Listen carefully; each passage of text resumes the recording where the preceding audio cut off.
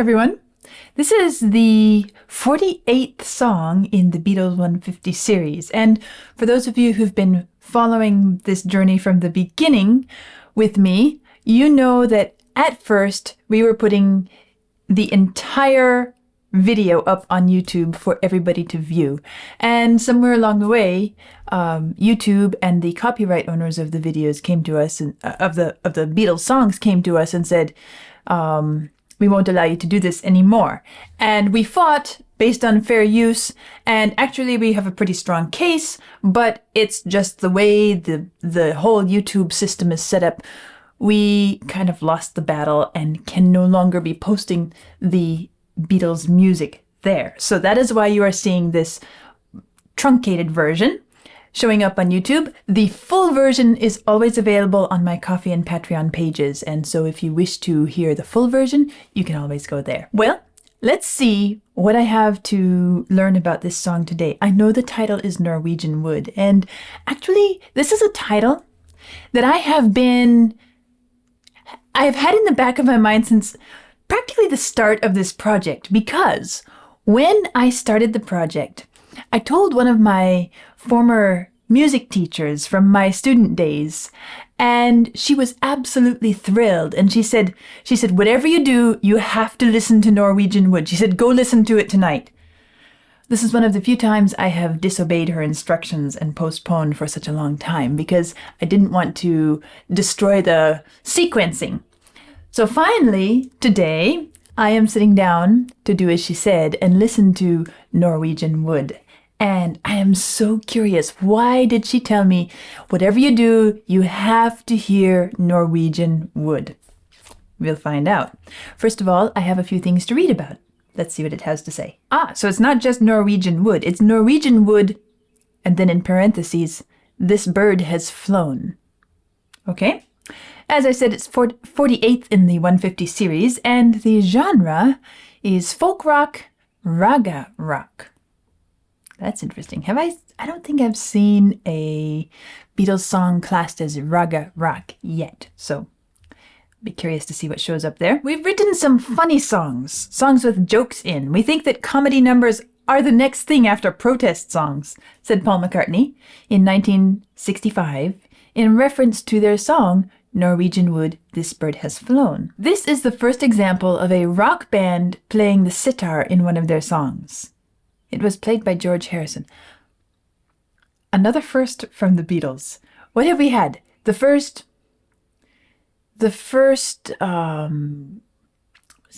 guitar fade in, and the first, there have been several firsts. Why am I not recalling them right now? Vlad, help me out. The first guitar solo. Oh yes, the first guitar solo. Fade out. And fade out. Yes, I remember that now. Okay, so some firsts from the Beatles, and yet another first. The first example of a sitar in a rock band. It's the first pop song that ever had a sitar on it, said John in 1980. I asked George to play this rock lick on the sitar. It was such a mind-blower that we had this strange instrument on a record, Ringo elaborates. We were all open to anything when George introduced the sitar. You could walk in with an elephant, as long as it was going to make a musical note. You know, that's funny because, let me finish the quote. Anything was viable. Our whole attitude was changing. We'd grown up a little, I think. I was just going to say that's funny because I have this little board book that the baby likes to play with, and it makes these little animal sounds, and one of her favorites is the elephant trumpeting. I suppose they could have used a musical elephant, huh? Anyway, they didn't. They got a sitar instead, which was probably a bit more practical for the recording studio. And this comment by Ringo, our whole attitude was changing. We'd grown up a little, I think. That's one of the things that comes, hopefully, along one's musical or artistic creative journey. You find a groove, you find your voice, and you start to dig into it and explore it and pull out as much as you can, and you build a bit of confidence, and you can do one of two things. You can lock into that and not deviate, or at some point, hopefully, you recognize that I have my own voice, and now that I have my own voice, I can explore anything safely.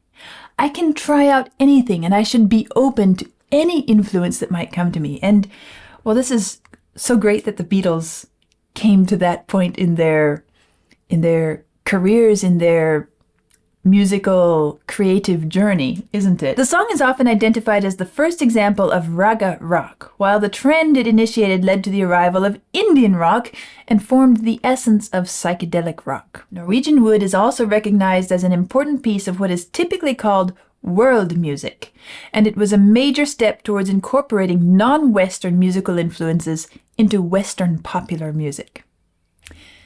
That's another interesting step forward, perhaps, I should say, as I'm following this journey through rock music, focused on the Beatles at the moment, because classical music also has a history of incorporating influences from around the world, and some of the stylistic movements that developed in classical music were strongly influenced by, well, of course, back then, the terms were a bit different, this idea of exoticism, or they would say Orientalism, and finding those non-Western sounds, scales, structures, techniques, and finding ways to bring them in and kind of revive or freshen what had become a little bit stale feeling for the composers and musicians of the day. So the same thing is happening here in rock music, isn't it? After its appearance in this song, everyone from the Rolling Stones to the Box Tops to B.J. Thomas. Well, I know of the Rolling Stones, the Box Tops, and B.J. Thomas, I don't know. Released songs featuring a similar sounding instrument. I couldn't believe it, remembers Brian Wilson of the Beach Boys, adding, "The sitar on it blew my mind." This is quite influential, wasn't it? Rolling Stone magazine ranked Norwegian Wood number 83 on its 2004 list of the 500 greatest songs of all time. Paul elaborates about that writing session, saying, "I came in and he had this first stanza, which was brilliant. I once had a girl, or should I say, she once had me. That was all he had, no title, no nothing. I said, oh yes, well, we're there. And it wrote itself. Once you've got the great idea, they do tend to write themselves, providing you know how to write songs. So I picked it up at the second verse. I don't know how the hell I got to Norwegian Wood, John said in 1980. John told Playboy that he hadn't the faintest idea where the title came from, but I do, Paul explains in his autobiography. Peter Asher had his room done out in wood. A lot of people were decorating their places in wood. Norwegian wood. It was pine, really, cheap pine. But it's not as good as a title. Cheap pine, baby. So it was a little parody, really, on those kind of girls who, when you'd go to their flat, there would be a lot of Norwegian wood. Should I say cheap pine? It was completely imaginary from my point of view, but in John's it was based on an affair he had. This wasn't the decor of someone's house. We made that up. She makes him sleep in the bath, and then finally in the last verse, I had this idea to set the Norwegian wood on fire as revenge. So he did it very tongue-in-cheek. She led him on, then said, You'd better sleep in the bath. In our world, the guy had to have some sort of revenge. It could have meant I lit a fire to keep myself warm, and wasn't the decor of her house wonderful? But it didn't. It meant I burned the effing place down as an act of revenge, and then we left it there and went into the instrumental. Well, having that bit of background, already I am adjusting, perhaps not adjusting, clarifying in my mind what this title is all about. Because when I heard Norwegian Wood, I was thinking, that sounds like some sort of art song title. Song Norwegian Wood. What are we doing? How did the Beatles end up, I don't know, taking us for a walk through the Norwegian forest or something?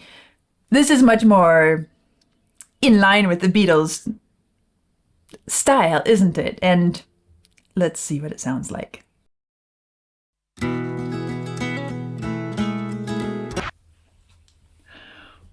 What a nice waltzing melody, isn't it?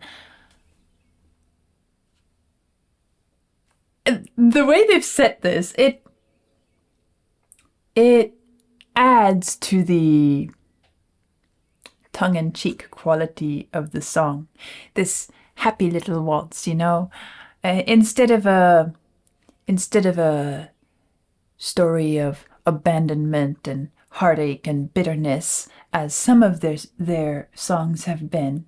This is more like often far enough off that the emotions have faded, and we're telling the story with a bit of pleasure, like enjoying the memory of my little dose of revenge. I once had a girl, or I should say, she once had me. Okay, this could go into some really romantic scenario. She showed me her room. Isn't it good? Norwegian wood. And the waltz buoyancy carries us along, and we just kind of sway and lilt from one to the next. She asked me to stay. She told it works so well. And then that little sitar touch in there. It's not in your face. It's not screaming out saying, "Oh, look, I have some exotic toy to play for you."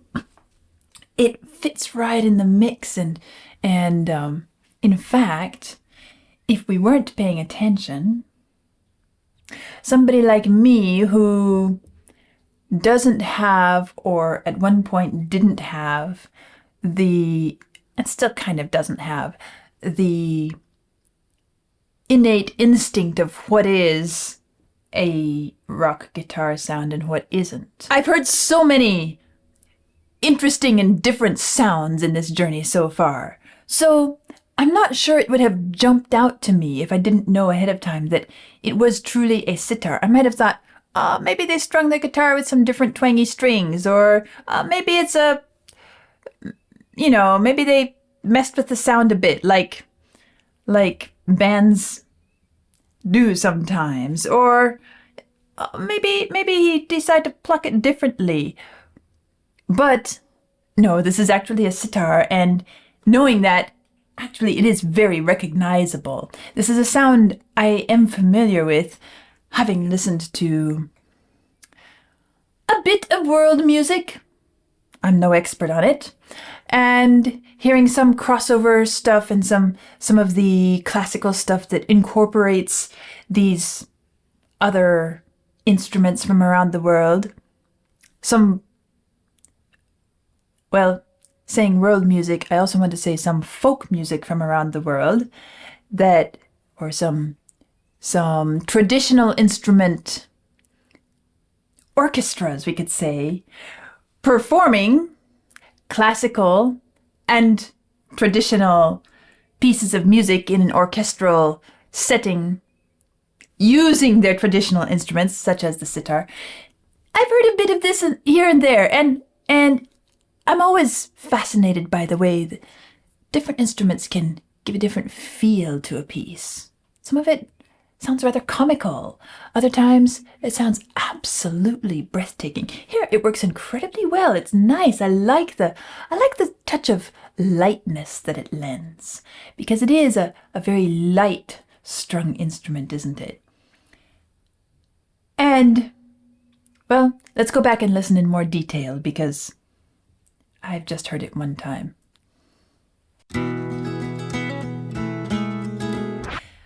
Well, it shouldn't be a surprise. I have to stop and pay attention to the introduction first of all.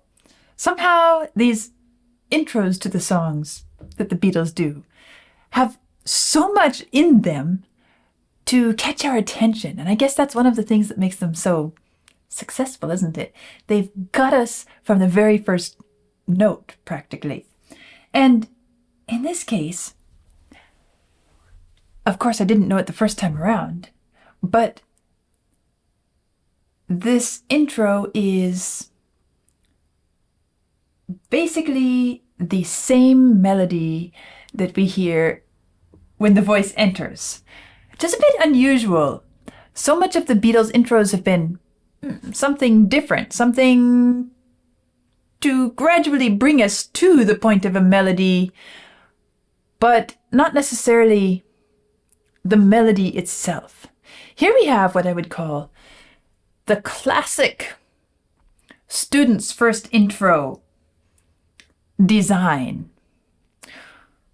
When I'm teaching a student to improvise off of a folk song or some other simple song type melody, very often I'll have them pick it out by ear on their own for a week or so till they can play the melody comfortably on the instrument. And then we'll go through and come up with the basic chords that harmonize with it by ear. Again, just giving them time to explore. This is a learning process for them, and I'm not expecting any masterwork to come out of it. Masterpiece. But then, once we've got that basic setup, we have to deal with, all right, how are we going to frame this? How are we going to set it up for the listener's ears at the beginning to prepare them to hear the melody, kind of inviting them to sit down and get ready and listen, or as I sometimes like to tell my students, put the frame around the picture before we hang it on the wall. Something to set it out from the noise of whatever is surrounding it. That is the intro and the coda, the closing. And the simplest, easiest thing, there are two options. One is to take a simple chord progression from the song, perhaps the chords from the first line, and simply play those in an arpeggiated pattern or some easy pattern, or to take some fragment of the melody which kind of stands on its own. Very often it's the first few bars, first phrase of the melody, and use that as the intro. Perhaps tweaking a little bit if it ends up making it sound rather repetitive, but that's the basic idea. Would you believe it? Here with Norwegian Wood, that's exactly what the Beatles have done. They've taken the first line of the melody and used it as the intro, and I heard it also at the ending as the coda. But it's really a great melody, and as I was listening, it reminded me of, well, I'll get to that. Let's talk first about the instrumentation, because I noticed a couple things about the way they're playing this at the opening. First, I think it's the guitar. It sounds a bit too meaty to be the sitar at first. I suppose what's happening is probably he's using a pick and maybe picking extra hard. Either that or some really tough fingernails. And getting that twang and the buzz across the kind of almost getting the strings to slap a bit on the fingerboard. Well, we can do something similar on the harp. It's not always desirable, but sometimes we do it for certain special effects. And it mainly works down here in the bass where we go to get a really, let's see if I can pull it off. It's tricky to do. Let's help it out a bit. How about this? That's sort of a little bit of a twang, right? So on the harp, it's really aggressive. On the guitar here, it's just enough to add a tiny bit of stridency to it, isn't it? Starts off gently. Dum, dum, bum, bum, bum. And as I'm listening to this again, I'm thinking, would I really call this a waltz? Perhaps. It might be another type of dance in 3/time. Well, I wouldn't call it the Viennese waltz, but it could be a waltz. It is 3/4. Dun, da, da, dum, bum, bum, bum. Very buoyant and light. Da, dum, bum, bum. But it's not the 1, 2, 3, 1, 2, 3, which is more of the Viennese waltz style. But still, the lilt is so inviting, isn't it? And he starts off kind of softly, da da bum bum bum. But by the time we're at the end of that little phrase here, okay. So the memory is returning. This is what happened with his story. Let me tell you about this. Ding. I burned the place down. Well, we didn't get to hear that yet, but even in this intro, there is a little shade of that little bit of revenge and the stridency and the little impulsive aggression that happened, kind of surprised us at the end of the song. It shows up here at the end of this first statement, this first iteration of what turns out to be the melody. It has a little bit of a harpsichord-like quality. Texture-wise, tone-wise, it does the same thing that we might expect a harpsichord to do in an orchestral setting, where, okay, we have the strings, we have perhaps the brass. I'm thinking of a Baroque-type orchestra. And then we have the harpsichord, which has this little bit of twang, little bit of edge that cuts through all of that and is used to primarily as what we call continuo, to fill in the harmonies and add some extra rhythm and accompaniment, although sometimes it takes the melody as well. Just go listen to some recordings of the Bach-Brandenburg Concerti and you will hear either harpsichord or piano, depending on how traditionally set up the orchestra is. But you will hear the keyboards really taking the lead in places.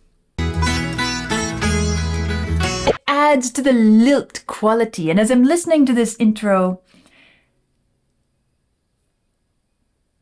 and looking at the sheet music that's on my page, which I understand may or may not be terribly accurate, but at least it's something for us to look at, right? I'm noticing that it's written out to have this this first chord. We have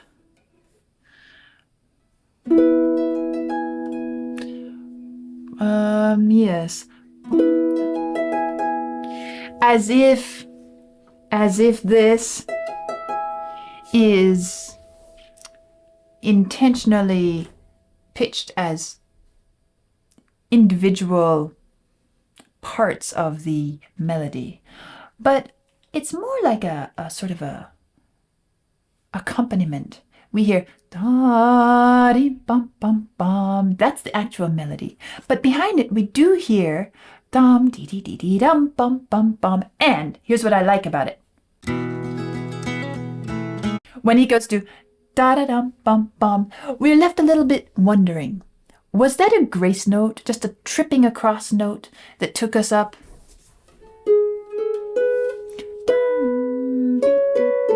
Like that? Did we just kind of...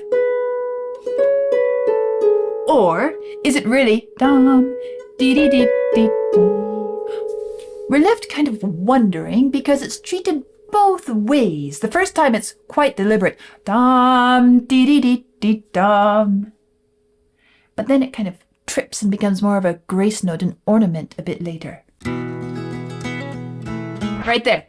Dum, ding, dum, bum, bum. With the sitar, it feels more like we just slid up to this and it wasn't really supposed to be. More like dum, dee, dum, bum, bum. And it's nice to have that bit of variety and even ambiguity. How is it really going to be? Or are we just going to shift back and forth? Gives a little flexibility, even in this very formally laid out opening. And now when the voice enters, again, it's written as two distinct notes on the word once, but when you're listening to it, you don't really hear it as two distinct notes. It's not, I once had a girl. It's this, I once had a girl.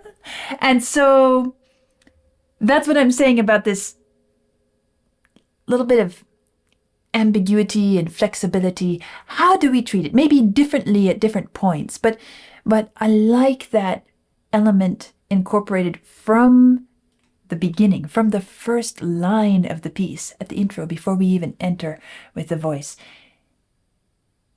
Kind of puts a little bit of a question and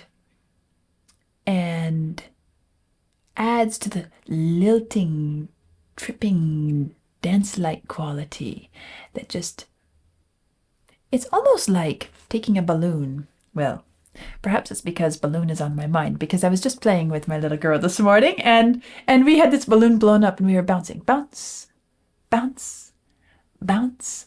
And it's that bouncing a balloon on your fingertips feel. I once had a girl, and you're waiting for the balloon to settle back down so you can bounce it again. You don't want to bounce too hard or the balloon flies up too high. You lose the rhythm. Just bounce, bounce. I once had a girl, or I should say, or should I say, Vlad is correcting me behind the camera, she once had me. That bouncing a balloon buoyancy. And when you have this figure da dum bum bum that's continuing all the way, isn't it a nice descending line? It's almost like it takes just a single figure. Bum bum bum bum. 1, 2, 3. In fact, we could even simplify it a bit more. Let's see. That's what we have, right? But if we break it apart even more, it's on a note, up, back to it, then below it, and it cycles around. You can imagine that in a classical piece, right? In fact, there is, I'm thinking of, for example, a similar thing in the presto, the prelude. Which movement is it? What's it called? Anyway, to Bach's violin sonata. And let's see if we can do this here. There we go, something like this. Make sure my pedals are right. Right? That this tumbling down.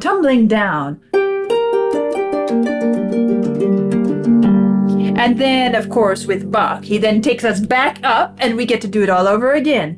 And this is the whole shape of the first portion of the piece. But it's as if they might have been inspired by, well, I don't want to say that they quoted Bach. They didn't quote Bach, but you can see the similarities. You can feel the similarities. You can feel how they are using the same type of pattern, the same technique as this on a single arpeggio, a single chord. The harmony is not changing. That's the Bach, right? In slow motion. We kind of have the same thing here with Norwegian wood, right? We have it's kind of sitting on the E major chord, right? I'll put it down here so I have room to work.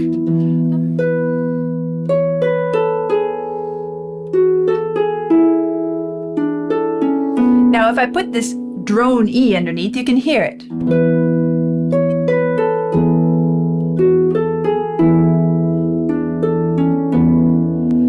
So it's a similar type of pattern as that tumbling arpeggio that opens the Bach movement from the violin sonata. Now, having said all of that, it's a similarity that jumped to my mind as I was listening. But this tumbling down, this descending line is so prevalent in this piece of music, isn't it? Since the entire intro and the coda and most of the melody is the same thing, we have this feeling of descending, dropping down, dropping down. I once had a girl. And isn't it interesting to have this feeling of descent going down, at the same time so buoyant and light and continually lifted by the pulse. And it's just a great combination of two different musical elements, two different musical influences, buoyancy and descent. It's almost as if we're bouncing the balloon and then moving our hands a bit lower and a bit lower and a bit lower. And we end up, the balloon is practically on the floor. Maybe even it ends up on the floor. So, this buoyancy and this descent. It's incredibly pleasant to listen to, but taking the lyrics and the topic into consideration as well, it's a great musical way of incorporating this tongue-in-cheek element. This idea that I once had a girl and you know, everything was going well and I had high hopes of something, but would you believe it? All my hopes and anticipations were just, they fell flat. They had the air taken out of them, and I ended up, sleeping in the bath? And she's gone in the morning and nothing ever happened, and you know, it's this deflated feeling after high expectations and anticipation, right? The music does a lovely job incorporating that in this buoyant, cheerful, satisfied line. The happiness of, I got my revenge. But within that, we hear this feeling of deflation and disappointment when it didn't turn out the way I was really hoping for. Now, also, before I go further, I also want to comment on who was playing the sitar? Was it George Harrison? George Harrison. I thought so. George Harrison. He often plays isn't he the one who often plays the little answering guitar figures in between, right? Well, here he's doing the same thing on the sitar, and it works so well.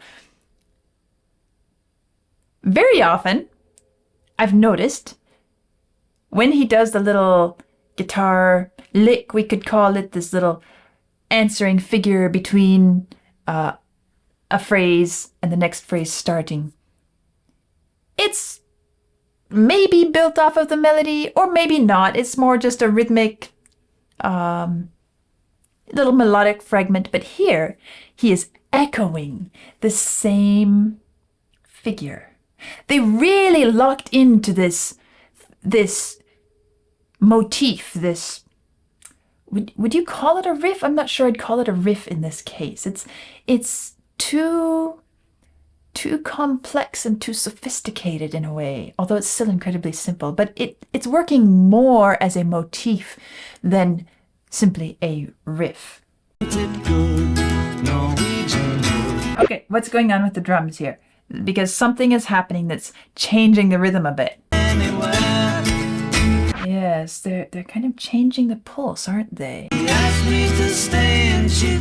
That little syncopated drum pattern almost makes us think that we're moving to a new time signature, doesn't it? But we don't. We get thrown off just a little bit, and then we find ourselves back.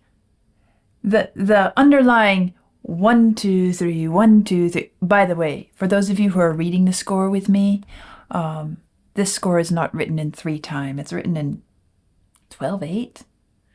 But I would not call this a 12/8 piece of music. And it has to do with the way the weight and the emphasis of different beats are arranged and the hierarchy between the beats. But that aside. So this is a bit different than the song I did just before this, where I was saying, oh, that sounds like a very modern style guitar solo, even though it's still not really highly developed as a guitar solo. I guess that was Drive My Car, but the way it was played gave me this feeling of real classic approach to guitar solo, at least classic as we think of it now. Now we're backing up a little bit, and all that's happening is the melody is being sung by the instruments, right? Now, I haven't talked about this section yet. What did they call this? The middle eight? I think I'm learning some terminology now. Even this line, although it doesn't have the same tumbling down, descending feel, it still has a bit of descent, doesn't it? Da dum ba da da da da dum ba da dee dee dee dum ba da dee dee dee dum. She asked me to stay and she told me to sit anywhere. So I looked around and I noticed there wasn't a chair, and we follow the line, starting on this G up here. By the way, we've kind of shifted from E major to E minor, haven't we? Because now, rather than having a G sharp, we have a G natural. So it's going to be something like, let's see if I can do this.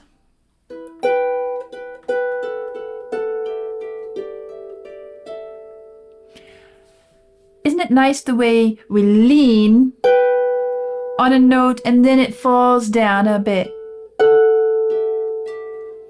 She asked me to stay and she told me to sit anywhere. And then it just kind of hovers there again. She asked me to stay and she told me to sit anywhere. And then, same thing. So I looked around and I noticed there wasn't a chair. This kind of slight descent. She asked me to stay, and she told me to sit anywhere. And I looked around. I noticed there wasn't a chair. How am I going to sit down anyway? There's nothing to sit on. Sit anywhere. It's this feeling of I walk into somebody's place and they have all the trendiest cheap wood on the walls, but they haven't got a chair? Okay, this is a young person who still hasn't learned how to set up house properly. They want to keep all trendy, but can't even have a chair for somebody they invite over. Or maybe she just didn't bother to pull out a chair because maybe that's the first clue that this wasn't going to go the way he wanted. Who knows? What is this? So hilarious. But again, it's this middle section, which is kind of bringing the music up and making it a little bit more declaratory, placing it a bit higher. There's the harmony as well, right? Which, interestingly, is not fourths or fifths, but it's sixths this time, which gives it a little bit of a folksy feel, doesn't it?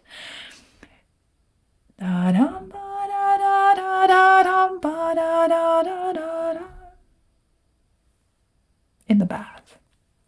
I told her I didn't drink coffee. And maybe this is a good time for me to mention the percussion, because I haven't talked about it much yet, but it's very much a part of this whole set. I mean, what Ringo's doing is not really highly complex, but at the same time, well, I did mention that bit of syncopation there, which was great. And now we have the tambourine, which is adding such a nice little bit of texture, which blends the sitar and the guitar tonal qualities so nicely, adds a little bit of sparkle to the whole ensemble, because everything else is a bit understated and subdued. But this tambourine, which is probably not just the bass being plucked. It sounds like a bit of soft, something deeper drum, but it's hard for me to decide exactly what it is because it's blended so well with the bass. So he's acting as a bit of glue here, isn't he? Yes, and I like the way this starts to feel like we're building up to something. there's a sort of joyousness here, this quality of joyfulness. Isn't that a great place to put it? This bird had flown. So deadpan, right? Just after we thought we were building up to something joyous. But wait. And I guess the best thing about this ending is that they don't belabor the point. We've gone through this wonderful story, and it really is one of their storytelling songs, isn't it? We hear the story. Had a girl, she had me. She made me think that she was interested in me. I went to her room, her house, her flat, wherever she's staying, and she has it all decorated in the most modern way. And I sat down and waited until 2:00 in the morning, hoping something would happen, and then she says it's time for bed. I have to work in the morning. Well, so much for that. Okay, I'm going to crawl off and sleep in the bath. And when I woke up, she was gone. She'd gone off to work, and this bird had flown. Not a change in the vocal tone, which, by the way, I've got to talk about because it's nice. Not a change in the pace or the instrumentation, really. It's just been building and going along so nicely. Nothing changes at all. We don't even get a wink from them. We just hear, "So I lit a fire. Isn't it good? Norwegian wood." And then a short little repeat of that line. That's it. I don't need to say a thing. I got my sweet revenge, and I am perfectly satisfied with the outcome. I don't need to expand on it. I don't need to crow about it. I don't need to make a big deal about it. It was so simple, and so perfect for me. That's the kind of feeling I get at the end. They know when to stop.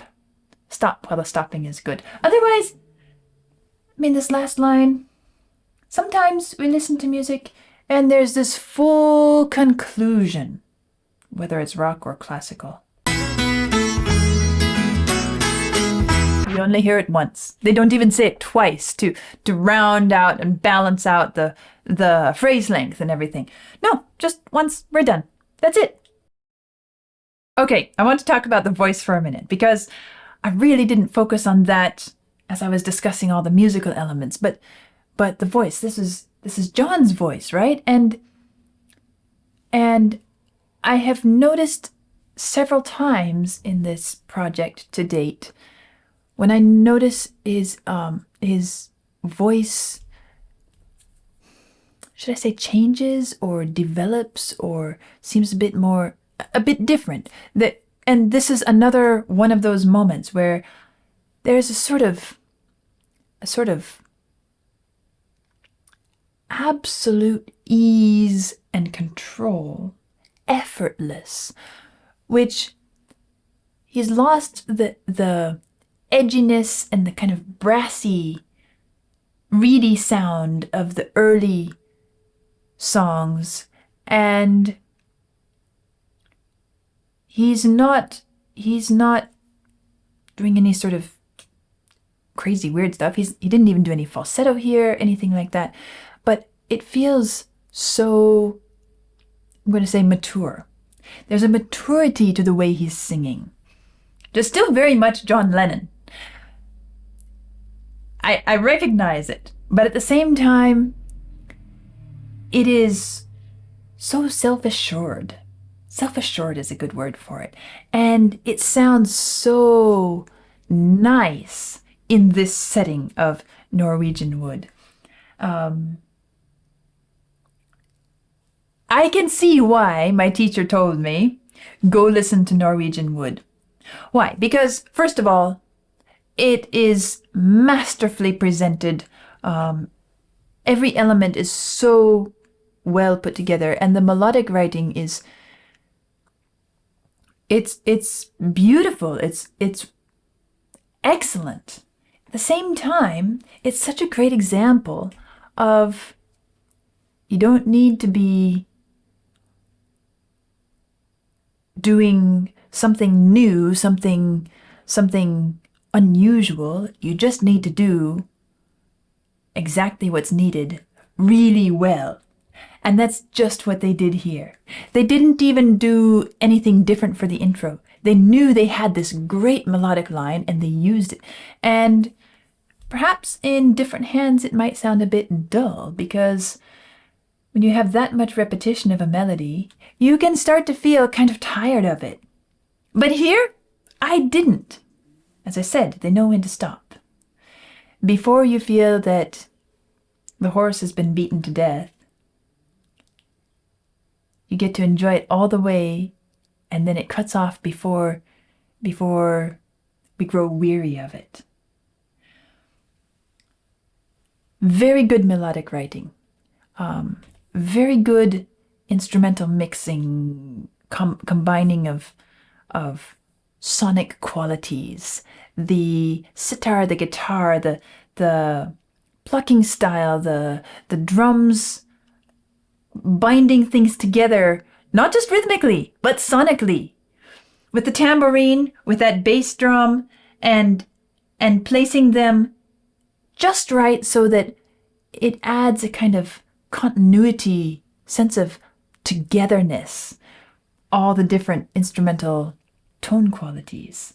And then the voice just lilts and glides along.